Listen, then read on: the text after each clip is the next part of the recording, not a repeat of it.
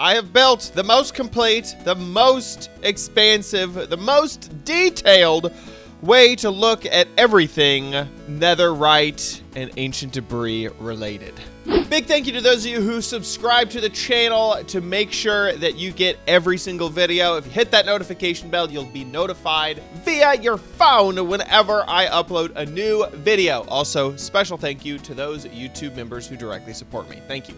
So here we are inside of Minecraft, and netherite is everything we are going to be talking about today.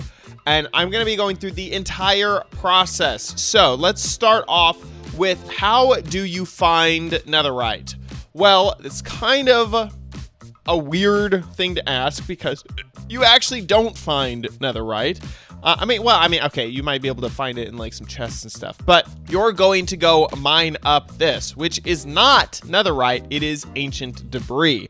Ancient debris is found in the Nether, and it is most common right here at level 15. So I made a little like a marker thingy. That glowstone is at level 0, then 1 to 5, then to 10, then to 15. So level 15, if you have access to your coordinates, being right there at level 15 is going to be the best level for you. And you just want to make sure that your like legs or feet or something are in that level, and then start strip mining. The good news is that netherrack is really easy to mine through, and so if you have a efficiency 5 pick, it basically breaks instantly, so you don't even really need to do the normal technique of strip mining with just using small tunnels.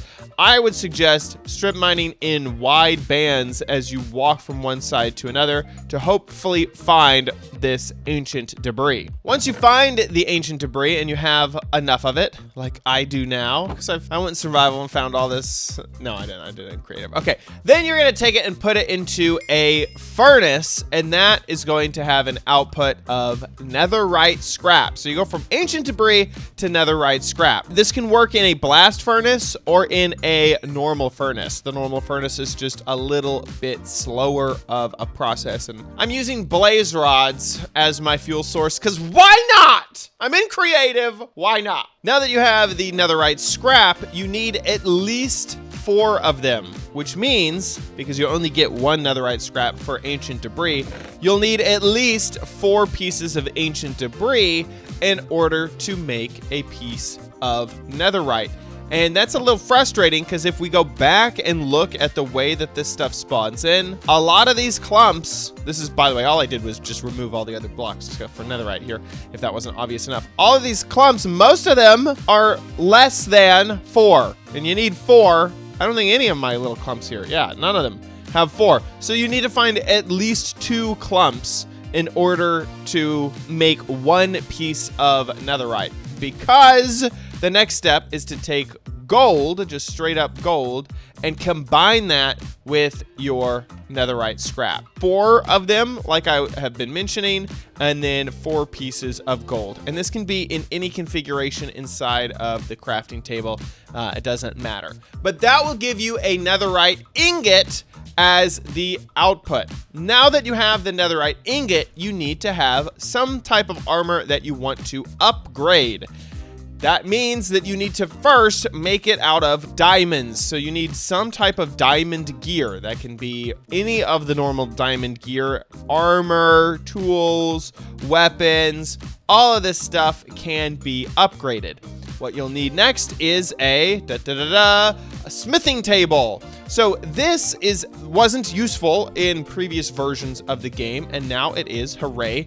Luckily, we have a use for the smithing table. And the way to make it is pretty simple. All you have to do is do a normal recipe for a crafting table and then put 2 iron ingots on top, or you can find them inside of villages pretty often. Now that you have a smithing table, take your gear, whatever gear you want to upgrade, and put it in the first slot, and then take a single ingot and put it in the second slot. And I like to think that this is like wrapping that ingot around the diamond, and that is what gives you netherite gear. So you can switch out whatever thing is in that top slot And also, if you have something that is enchanted, holy moly, I have been doing a lot of commands here. Let's say that this is enchanted with sharpness 3, then that will keep the enchantment as it goes through the process. There is a small reason why you may not want to keep your enchantments and why you may want to upgrade something that is not enchanted. So you may want to create something fresh and then get it to netherite. One reason is that the durability of netherite is a lot better than the durability of diamond. And if you have already used diamond gear, well, that has knocked into the durability that you could have gotten with netherite. The other reason is because of enchantability. We're going to get to that in just a moment, but netherite is actually more enchantable than diamond. So that may be another reason why you'd want to do a fresh piece of gear instead of something you already have enchantments on. So here is a summary of the process. First, go into the nether and find your ancient debris. Smelt that up to get netherite scrap. Combine that with gold to get a netherite ingot. Inside of a smithing table with diamond gear to get your netherite gear. Here's everything that you can make out of netherite. So you have all of the weapons and tools, handheld items, all of the armor, and you can also make a netherite block, which can power a beacon if you would like to. That would definitely be a big flex to do that. You need, remember, you need 4 ancient debris, then you need 4 gold to make 1 ingot. You need 9 ingots to make a block, and you need something like 2.5 stacks of blocks to make an entire beacon. So that'd be quite a lot of netherite in order to power a beacon. Then finally, you can also make a lodestone with netherite. That is part of its recipe, which is kind of funny. I think most people will just find these inside of the Bastion remnants. It's a little bit simpler to find that instead of go through a whole process where you could have some netherite, sweet netherite gear, or a lodestone. A lodestone? Who would want a lodestone? No, you're gonna want netherite, okay? So just keep that in mind. You could make a lodestone if you want. Enchantability. So I mentioned this before. Netherite is more enchantable than diamond.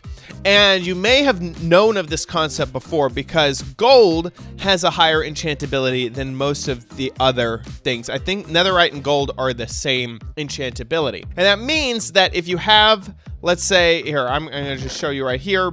We have these 2 helmets. And even if I grab, actually, no, we're not gonna do that there. We're gonna do it with here because I was already planning on doing this. We have all these swords. We have every single different type of sword. So inside of this enchanting table, if I put a wooden sword in here, I will get looting 3. If I put a stone sword, I'd only get looting 2. That's because it has a lower enchantability. Iron, I also get looting 3. Gold, I get looting 3. But when I switch over to diamond, remember, these were all looting 3. Diamond, looting 2. I guess stone was looting 2. Yeah, stone and diamond are both looting 2. So all of these are looting. It's going to give me looting on this sword.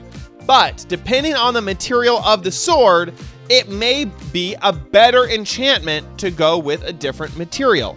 And as you would expect, I'm talking about looting 2 and looting 3. Netherite has looting 3 on it. So it will enchant higher whenever you try to enchant it. So you might not need to combine that many things in order to get whatever type of enchantments you want. Maybe you want sharpness 5 on a netherite sword. You would only have to do that like once or twice to get that sort of thing. So right here, you can see protection 4 on this netherite helmet, but on the diamond version of it, you only got a protection 3. On this, we got Thorns 2. That probably is going to be the same. Thorns 2, yeah, okay. Unbreaking 3, probably the same thing because that doesn't go any higher.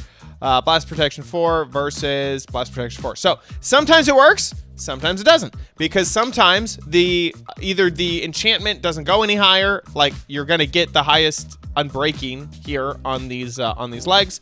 But other times, even though it was netherite, it wasn't enough to push it to the next level. That also happens an awful lot. So keep that in mind as you are going through your enchanting stuff. It also works with items as well. Now let's talk about one of my favorite features of netherite, and that is that it does not burn up in lava. So I have all of these different netherite things, including the netherite block inside of this.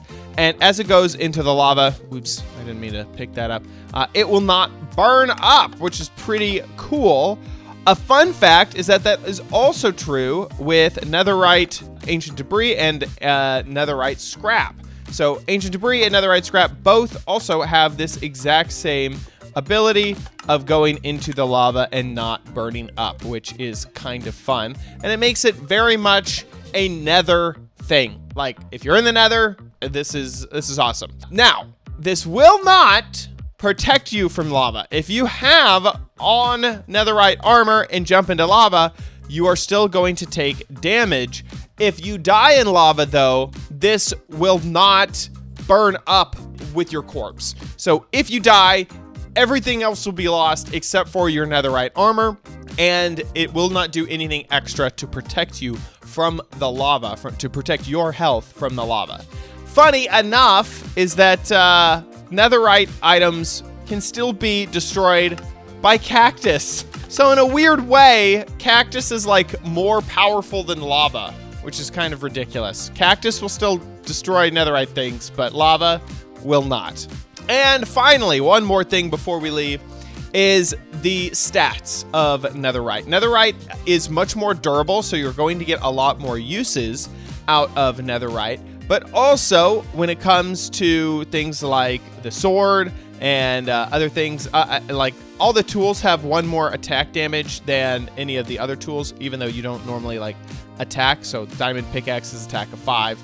This one, netherite pickaxe is attack of 6. Except for the hoe. The hoe stays at attack damage 1 and attack speed 1. So the hoe is no upgrade other than durability. But all the other tools will attack for more than their diamond counterparts. But the other thing to keep in mind is that the armor specifically has an extra stat of toughness. So let's look at this helmet. Armor of 3, toughness of 3. The diamond helmet is armor of 3, toughness of 2. So the armor level is the same, but the toughness level is 1 extra.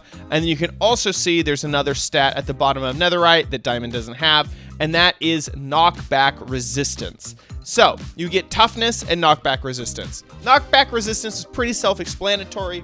If you get knocked back, if there is something that has knockback on it when it hits you, you're not going to be knocked back as far. You are resistant to that effect.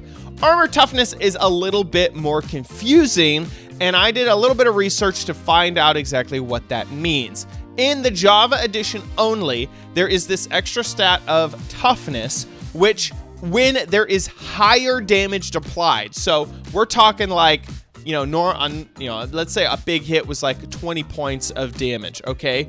Well, your diamond and your netherite, those are gonna affect about the same. But if you have a big hit of like 80 points of damage, then the toughness factor will play a bigger part and will reduce the damage more than the diamond armor will. So when we're talking about toughness, we're talking about whenever you get a hit or get damage that is higher in damage value, your toughness is going to play a better part. When you get a hit that is lower in damage value, toughness doesn't play that big of a part, so it's probably going to be very, very similar to diamond. Where netherite has a big advantage is once again in the durability and in that knockback resistance. Toughness is, in my opinion, not that big of a advantage. It's an advantage, but it's not a crazy advantage that you should feel unprotected if you have netherite gear versus diamond gear.